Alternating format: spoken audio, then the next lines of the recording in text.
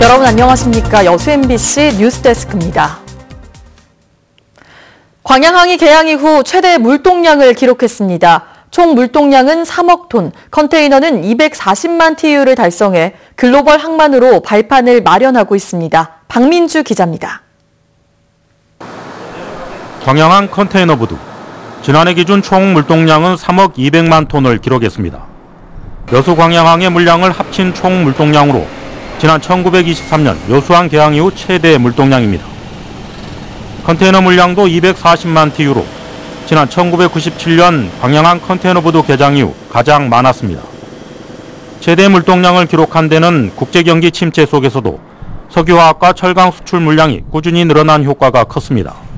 해운시장 경기 악화에도 불구하고 지난해 개항 이래 최대 물동량인 3억 톤을 달성하였습니다. 이는 대한민국 제1의 수출입 관문항인 여수 광양항이 물류산업 거점으로 성장하여 세계 10대 글로벌 항만으로의 진입을 의미하는 것입니다. 이 같은 흐름 속에 여수 광양 항만공사는 올해 총 물동량 목표를 3억 1천만 톤으로 높여 잡았습니다.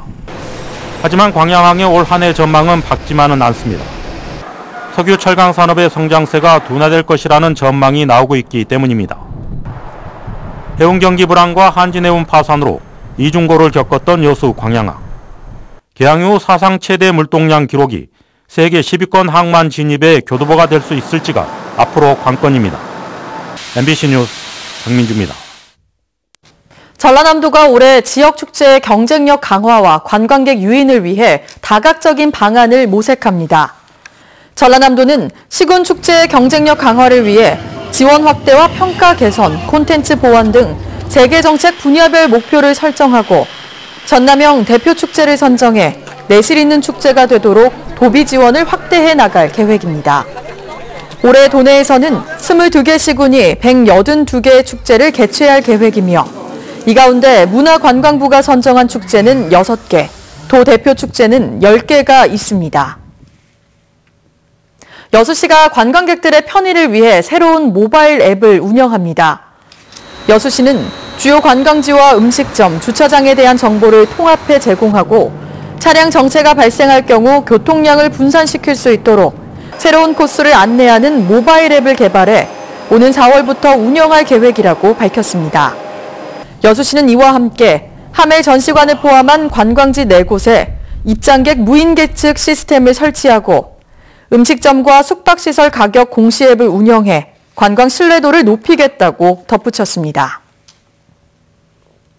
순천시가 지역 상생 발전을 위해 주요 관광지를 연계한 야경 투어버스를 운행합니다.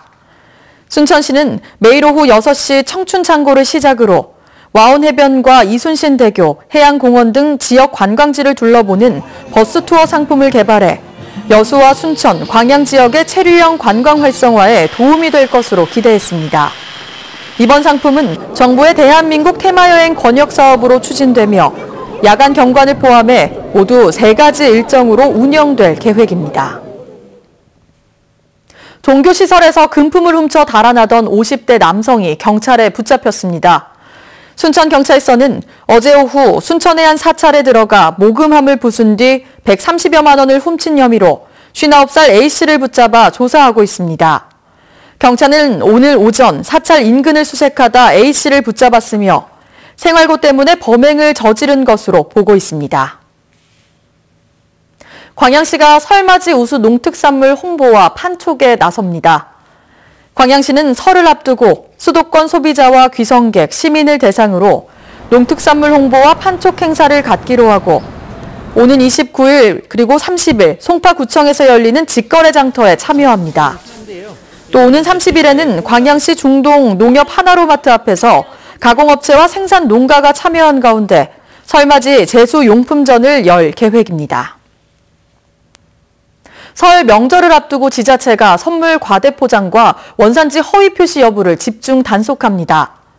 여수시는 내일부터 다음 달 1일까지 대규모 마트와 유통매장 18곳을 대상으로 명절 선물 세트와 제과류, 주류 등의 과대포장 여부를 단속해 포장 기준을 초과할 경우 최대 300만 원의 과태료를 부과하기로 했습니다.